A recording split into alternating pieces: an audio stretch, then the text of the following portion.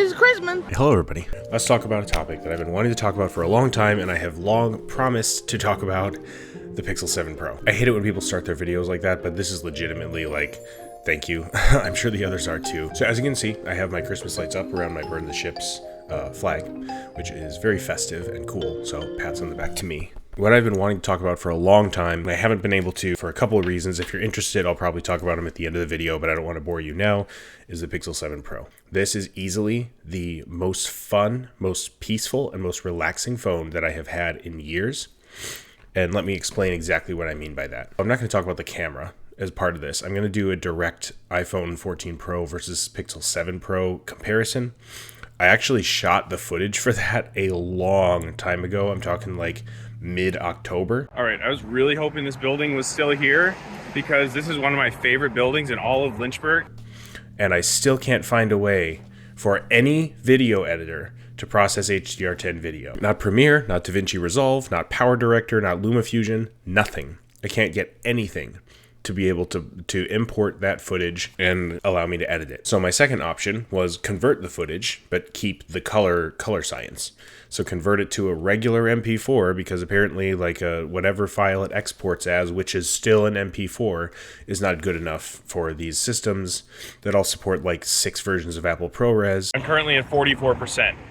So it's not like the 6 Pro or some of the other Android phones that I've tested where like the more you do and the warmer it is, the more it burns through your battery, and the more it, you're running out of your full charge in like 2 hours.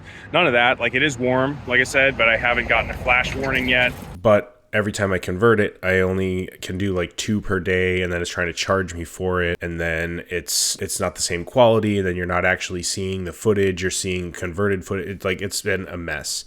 So that's the biggest reason why I haven't done this yet. But I really wanted to get this out, and then I actually have something else I'm going to talk about during this review, as it were. So when I say that this phone is the most fun, the most, peaceful, and the most relaxing phone that I have had in a long time, what I mean is this phone does not get me excited for next year's phone in the way that most other phones do. For example, the Pixel 6 Pro had a couple issues, but that was the second closest I'd been to this phone as far as, contentment. So for example, with Pixel specifically, there's always been kind of something in the background that is not really up to par. It's something we're looking forward to about next year, such as Pixel 5. Very small, not that premium build. Cameras are showing their age. Pixel 4. Bad battery. People complained about the large bezel. It was not that bad. That Pixel 3, the bathtub notch, and bad battery. So as you can see, every single Pixel up to this point has had something where I'm like, I'm ready for the next one already, and I just got it a week ago. The Pixel 7 Pro has not had that phenomenon for me. I have not had a chance to use the Pixel 7 yet. I'm buying all these on my own, so I'm working on that, but not made of money. So we're just talking about the 7 Pro right now, and then I'll, make similarities where there are similarities in the build quality as far as the processor and the specific 2 camera lenses that also come on the 7, that kind of thing. When I'm looking at this phone, I know I'm supposed to have some sort of... I don't really have many complaints for this one. It is definitely a polished version of the 6 Pro. It's I still hold true to what I said in that original video. It is a huge step up, whereas we were probably expecting something more of an iterative upgrade. I never think about my battery on this one. I have an hour drive to work every morning, so I usually charge, and I start the day at between 90 and 100%. By the end of the day with my 6 Pro, usually I'd be getting close to like 45% at like between 4 and 6 p.m. It's doable because there's fast charging. You can, top it up pretty quickly. Again, with the drive home, I'm not that worried about it. But imagine a scenario where my friends were like, hey, we're going to go hang out tonight, which is happening tonight. And I realize I'm at work and I only have a 15-minute drive, which is normally the case. And I realize that I'm on like 45% battery. And that's not going to last me as an evening of fun and taking pictures and games and whatever.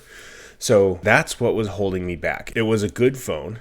and I still agree with that. And the battery was not bad, but if I needed to have an extendedly long day, it would not deal with that. I would have to charge up at some point. This phone, in my experience, has not had that problem, and it also charges up just a tad faster than the 6 Pro in my experience. I mean, this one I can plug in on a 15-minute drive, and I'll get probably 10-12%, which is perfectly fine for me. If I'm going out at 9 p.m. and I got 45%, and I'm like, I want to top up a little bit because some of my friends live in places out here in Virginia where there's almost no service, so it just chews through battery. Sometimes I'll top it up and be like, okay, yeah, 62%. Yeah, that's completely doable. Yeah, that's fine.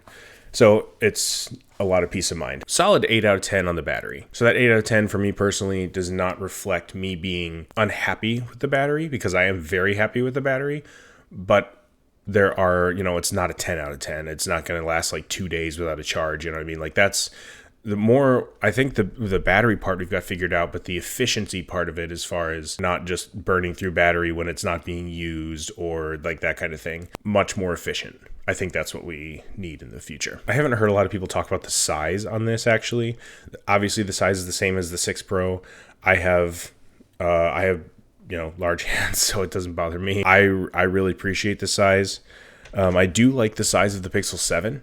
I'm not going to lie. And I do really like the flat edges, or the flat screen, I mean. I'm still on board with team, shrink every phone down a size. So 7 Pro being the size of the 7, 7 being the size of the 6A, and then 6A being the size of like the 5.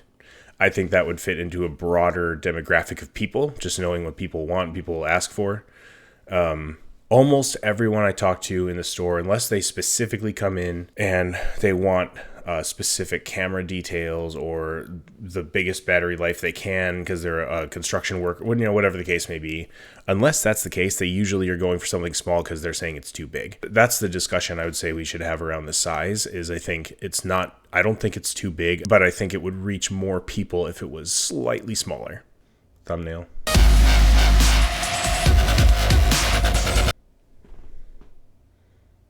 Battery's been really good. Size is really good. The camera has held up excellently. I've never once had this overheat outside of an appropriate time to overheat. So using it a ton in the sun, shooting a lot of video in the sun, that kind of thing. When is a normal time for a phone to overheat. Though that I'm not counting against it. The 6 Pro kind of heated up like that. It would overheat very, very quickly. So the processing has been good. The power has been very, very good. The call quality, I have not heard anyone so far, except maybe Mr. Mobile, talk about the call quality with Clear Call. So under sounds and vibrations in the settings, you can find clear calling.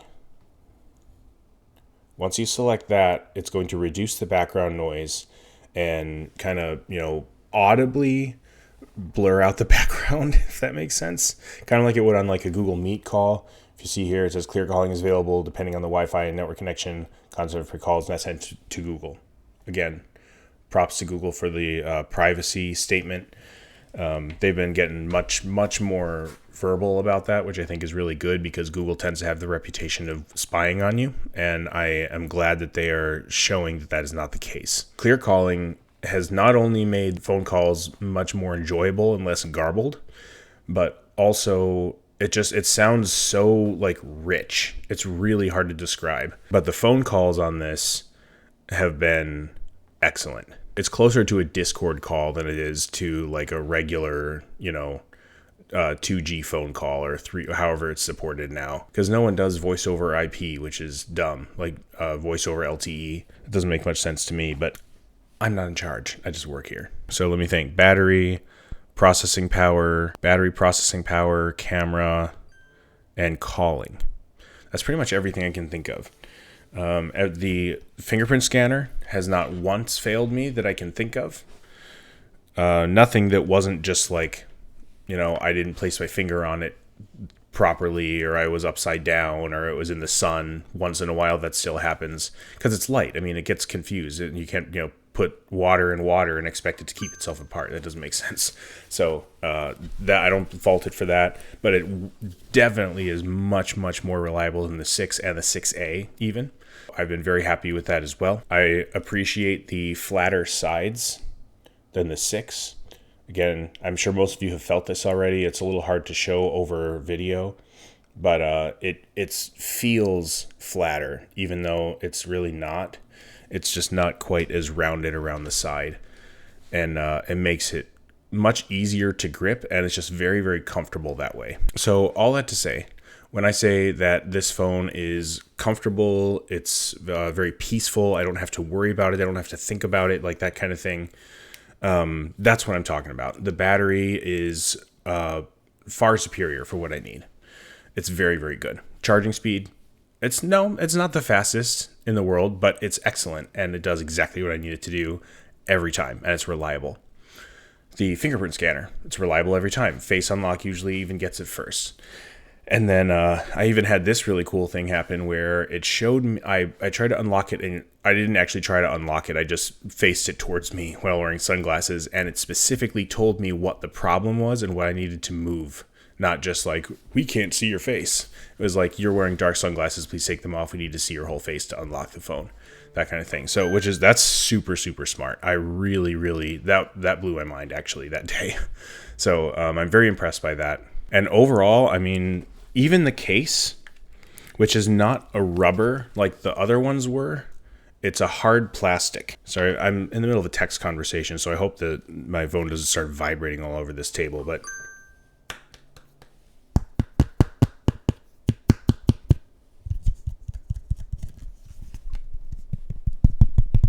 I don't know if the sound is going to help you at all, but that's what it sounds like. It's a thick, nice plastic. It's not transparent. It's not rubbery. It doesn't even have the rubbery, sides.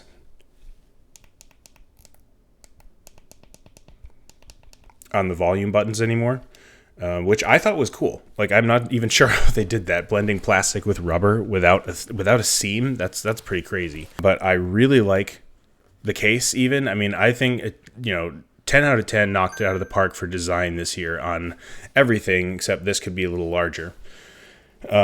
So I've been very, very happy with it. I've been very content with it. Apologies for not getting this out sooner. It's been a pretty rough month for me, actually.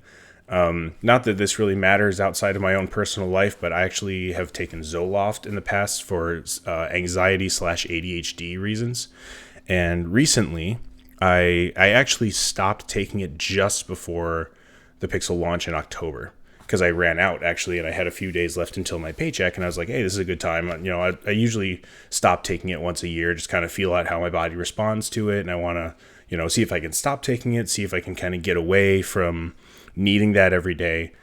And it was going well for 4 or 5 days, and I had not felt anything, and that's new. That was not the case last time I tried. Last time was kind of a meltdown, and it was really bad. And I could tell I still needed it. But this time was very good. So, but that's something I've been going through, because it takes a couple of weeks sometimes to have that, process in your brain, and for the chemicals to kind of rebalance and stuff like that. Because essentially how it works is there's a part of it that I think is ADHD. So that part is almost instant.